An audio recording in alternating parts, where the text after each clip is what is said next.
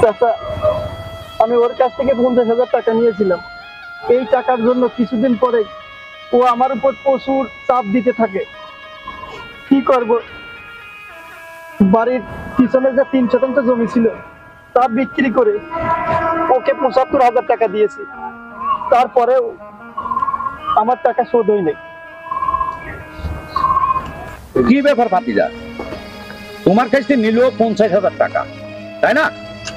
আর ও ফেরত দিল তোমার 75,000 টাকা, তবু তোমার দেনা শোধ হইলো না।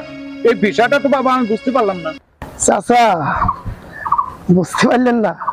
ওই যে মাসে মাসে যে টাকাটা দেয় ওটাই আমি শুধু পেয়েছি, আমার আসল টাকা 1 টাকাও দেয়নি। কি বলবো ভাতিজা, আসল টাকা 1 টাকাও পাও নাই।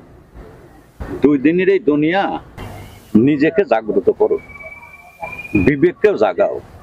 এত লোভ ভালো না ভাতিজা।